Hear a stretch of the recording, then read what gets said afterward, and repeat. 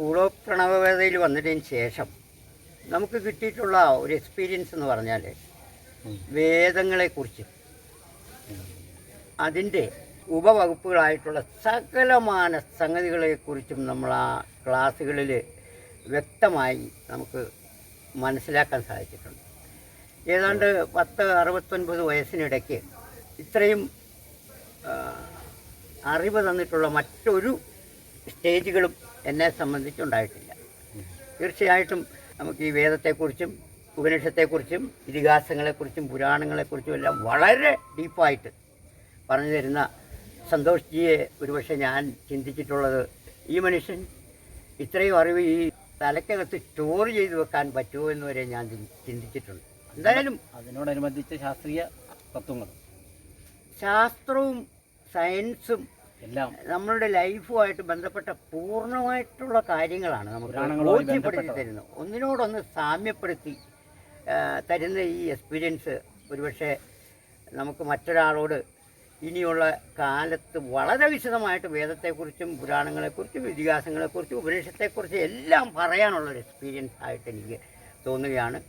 വളരെ വ്യക്തമായിട്ട് നോട്ട് പോലും നോക്കാതെ അവിടെ നിന്ന് മനഃപ്പാഠം പഠിച്ചിട്ട് വന്ന് നമ്മളുടെ ഈ ക്ലാസ് തരുമ്പോൾ ഞാൻ വാസ്തവത്തിൽ പറഞ്ഞിട്ടുണ്ട്, അദ്ദേഹത്തിൻ്റെ ഒരു ദൈവാനുഗ്രഹം അല്ലെങ്കിൽ അപാരമായ തീവ്രമായ ഒരു തപസ്യയുടെ ഫലം തന്നെയാണ് നമുക്ക് കിട്ടുന്നതെന്നുള്ളത് എനിക്ക് വളരെ വ്യക്തമായിട്ട് വളരെ ആത്മാഭിമാനത്തോടെ ഏതൊരാളോടും പറയാനും ആ വിഷയങ്ങളിലേക്ക് അദ്ദേഹവുമായിട്ട് ബന്ധപ്പെടാനും സംസാരിച്ചതിൻ്റെ ഒരു പൂർണ്ണ രൂപത്തിലെത്താൻ സാധിക്കത്തക്ക ഒരു ആളാണ് സന്തോഷ് ജി. ഈ സന്തോഷ് ജിയുടെ ഈ ക്ലാസ്സിൽ വന്ന് ചേർന്നതുകൊണ്ട് നമുക്ക് നമ്മളുടെ കുടുംബാംഗങ്ങൾക്കും കുട്ടികൾക്കും ഒക്കെ പറഞ്ഞു കൊടുക്കാനായിട്ടുള്ള, അതായത് പഞ്ചഭൂതവും പഞ്ചേന്ദ്രിയങ്ങളും അതിലുപരിയുള്ള ഇന്ദ്രിയങ്ങളെക്കുറിച്ചെല്ലാം വളരെ വ്യക്തമായിട്ട് എനിക്ക് ധാരണയുണ്ട്. മറ്റുള്ളവരോട് സംസാരിക്കാനുള്ളൊരു ഭാഗ്യം ഭഗവാൻ ഈ ക്ലാസ്സിൽ എന്നെ കൊണ്ടുവരാനും എല്ലാം ആയതിന് ഒരു പ്രത്യേക നന്ദി ഞാൻ ദൈവത്തിനും സന്തോഷ് ജിയുടെ ആ മുന്നോട്ടുള്ള ഗമനത്തിനും എല്ലാം അനുഗ്രഹമായി തിരിക്കട്ടെ എന്ന് ഞാൻ പ്രാർത്ഥിക്കുകയാണ്.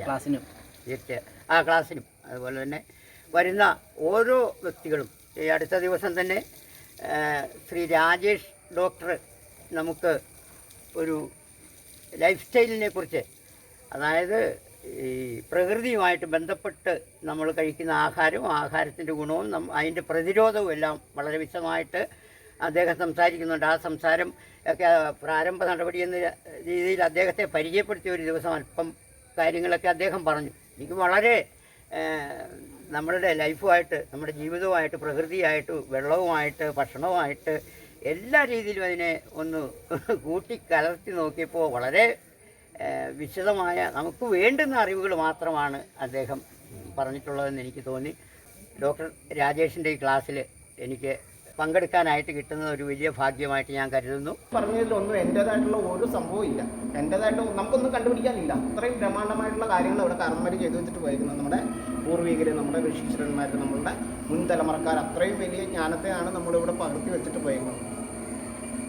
വിഷ്ണു 4 മാസം യോഗനിദ്രയിലാണ്, ആഹാരം കഴിക്കാതെ ഉപാസനാഭാവത്തിൽ ഉപവാസത്തെ സ്വീകരിച്ചുകൊണ്ട് ഇലകളെ പൊഴിച്ച് മണ്ണിനെ കവർ ചെയ്ത് മണ്ണിനെയും ജലത്തെയും ശിവനെയും പാർവതിയെയും ചേർത്ത് വെച്ച് ഈ അഗ്നിയുടെ കാലത്തിൽ താണ്ടി 4 മാസം ഇങ്ങോട്ട് വന്നിട്ട് അമൃതകുംഭം പേര് നിൽക്കുന്ന മോഹിനി ഭാവത്തിലേക്ക് ഉയർന്ന് ആ അമൃത കലശവുമായിട്ട് ദേവലോകത്തിന് നൽകുവാൻ, ആസുരിക ലോകത്തിന് കൊടുക്കാതെ ദേവലോകത്തിന് തരുവാനായിട്ട് മോഹിനി ഭാവം കൊണ്ട് വളരെ മനോഹരിയായിട്ട് ആരെയും ആകർഷിക്കുന്ന രീതിയിൽ ഔഷധ കുംഭം പേര് നിൽക്കുകയാണ്.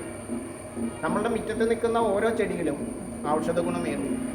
കാരണം ധന്വന്തിരിയായിട്ട് അവതരിച്ചങ്ങനെ. ഈ കർക്കിടക മാസത്തിൽ കറുത്തഭാവം മുതൽ വിഷ്ണു വെറും വിഷ്ണു അല്ല, ആരെയും മോഹിപ്പിക്കുന്ന ഏത് മൃത്യുവിനെയും അതിജീവിക്കാൻ ശേഷിയുള്ള ധന്വന്തിരിയായിട്ട് അവതരിച്ചാണ് നമ്മുടെ മുറ്റത്ത് വരുന്നത്. അപ്പോൾ കർക്കിടക മാസത്തിൽ കറുത്തവാവിന് ശേഷമുള്ള ദിവസങ്ങളിൽ നമ്മൾ ഔഷധ സേവയെ ചെയ്താൽ ഏത് മൃത്യുവിനെയും അതിജീവിക്കാനുള്ള കഴിവ് ആർക്കുണ്ട്? ഔഷധിക്കുണ്ട്.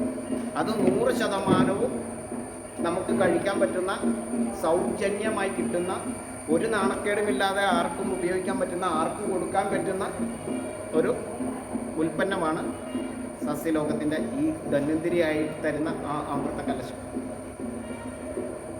കുടിയിട്ടാണ്. മുക്കുറ്റി ഏറ്റവും പവിത്രമുള്ള ചെടിയായിട്ട് മാറുന്നത് അവിടെയാണ്. മുക്കുറ്റി പാർവതിയാണ് അല്ലേ? പാർവതി എന്ന് പറഞ്ഞാൽ ജലമാണ്. ഓക്സിജൻ കണ്ടുള്ള ഏറ്റവും അമൃത ജലമാണ് നമ്മുടെ പാർവതി. ആ പാർവതി മുക്കുറ്റിയിൽ കുടിയിരിക്കും. അതുകൊണ്ടാണ് മുക്കുറ്റിച്ചാറ് തൊടുന്നതും മുക്കുറ്റി തലയിൽ ചൂടുന്നതും. അല്ലാണ്ട് നമുക്ക് മാനസിക രോഗമോ ഭക്തിഭ്രാന്തോ അന്ധവിശ്വാസം ഉണ്ടായതുകൊണ്ടല്ല എന്ന് അറിയണം. അതായത് കറുകത്തുമ്പിലും സൂര്യനെ കാണാൻ പറ്റും കർക്കിടകത്തിൽ. മുരിങ്ങ ഔഷധ ഗുണമുള്ള സസ്യമാണ്. പക്ഷേ മുരിങ്ങയില 100 എണ്ണ എടുക്കുന്നതിൻ്റെ ഫലം 1 എണ്ണ എടുത്താൽ കിട്ടും കർക്കിടകത്തിൽ.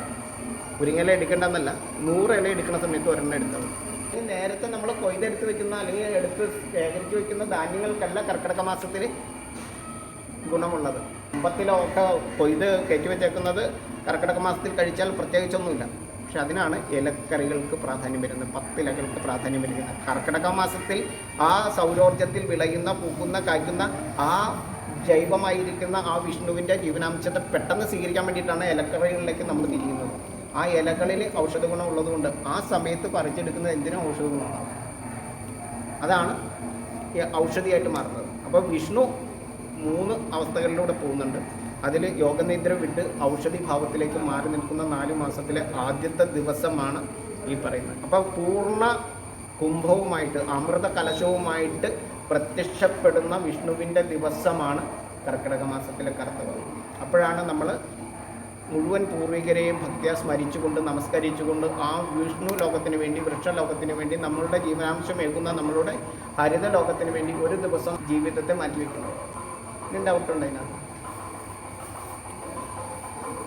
ഇത് കേട്ടിട്ട് എന്താ തോന്നുന്നു? കർമ്മങ്ങളുടെ പ്രാതിനിധ്യം, ഇത് ഒരു ആചരണ രീതിയാണ്. നമ്മൾ ഉദകക്രിയ എന്ന് പറയില്ല, ജലം കൊടുത്ത് ഉദകക്രിയ ചെയ്യുമ്പോഴാണ് നമ്മൾ പിതൃ വൈകുണ്ഠ ലോകം പ്രാപിക്കുന്നത്. ആ വൈകുണ്ഠ ലോകത്തെയും നമ്മൾ ബലിതർപ്പണങ്ങളിലൂടെ മാത്രം, ഇങ്ങനെ സല്യൂട്ട് അടിച്ചിട്ട് കാര്യമില്ല ഇതിനകത്ത്. അപ്പം നമ്മൾ അതിൻ്റേതായിട്ടുള്ള ഉപചാരങ്ങളെ ഒരിക്കലും മറന്നു പോകാതെ കൈക്രിയയിലൂടെ, ഇത് മണ്ണ് ജലം വായു അഗ്നി ആകാശം എന്ന് പറയുന്ന പഞ്ചഭൂതമാണ്. ഇതോ തൊപ്പ് നാക്കും മൂക്ക് കണ്ണ് ചെവി എന്ന് പറയുന്ന 5 വിരലുകളാണ്. ഇതുകൊണ്ട് മറന്നു പോകാതിരിക്കാനാണ് കർമ്മത്തെ ചെയ്യുന്നത്. അതായത് മന്ത്രം തെറ്റിയാലും കൈക്രിയ തെറ്റാൻ പാടില്ല. അപ്പോൾ മന്ത്രവും തന്ത്രവും യന്ത്രവും ഉപയോഗിച്ചിട്ട് ഇതൊരിക്കലും മാറാതെയും മറക്കാതെയും ഇരിക്കുന്നതിന് വേണ്ടിയിട്ടാണ് നമ്മൾ ബലിതർപ്പണങ്ങളെല്ലാം ചെയ്യുന്നത്. ഈ സസ്യലോകത്തിന് നമ്മുടെ മൗലികതയ്ക്ക് കാരണമായിരിക്കുന്ന, നമ്മുടെ ലൗകികതയ്ക്ക് കാരണമായിരിക്കുന്ന മുഴുവൻ നമ്മളുടെ മനുഷ്യനെ രാജാവാക്കുന്ന ആ തലയിൽ കിരീടത്തെ ചൂടിക്കുന്ന, അല്ലെങ്കിൽ നമ്മളുടെ ചെങ്കോലിനെ നമ്മുടെ കയ്യിലേക്ക് തരുന്നത് വിഷ്ണുവാണ്. ആ വിഷ്ണുവിൻ്റെതാണ് ഈ ചെങ്കോലും കിരീടവും. അത് ജ്ഞാനിയായിട്ടുള്ള മനുഷ്യനാണ് എടുത്ത് തലയിൽ വെക്കേണ്ടത്. അതായത് നരൻ നാരായണനാകുമ്പോൾ മാത്രമാണ് ആ കിരീടം അണിയാനുള്ള അവകാശമുണ്ട്. മനുഷ്യന് വേണ്ടിയിട്ടല്ല, സർവ്വ ജീവലോകത്തിന് വേണ്ടിയിട്ട്, സസ്യലോകത്തെയും ജന്തുലോകത്തെയും ഒന്നിച്ച് യുഗ്മമായിട്ട് ഒരുപോലെ എല്ലാത്തിനെയും പരിപാലിക്കാൻ ശേഷിയുള്ളവൻ്റെ തലയിലാണ് ആ കിരീടം ഇരിക്കുന്നത്. അങ്ങനെയുള്ളവനാണ് രാജാവ്. അപ്പോൾ നമ്മൾ ഈ ഉദകക്രിയയെ ചെയ്ത് നമ്മൾ ഭക്തിയാൽ പരം ഓരോ കർമ്മത്തെയും ചെയ്യുന്നത് അതിൻ്റെ അർത്ഥം തെറ്റിപ്പോകാതിരിക്കാൻ വേണ്ടി.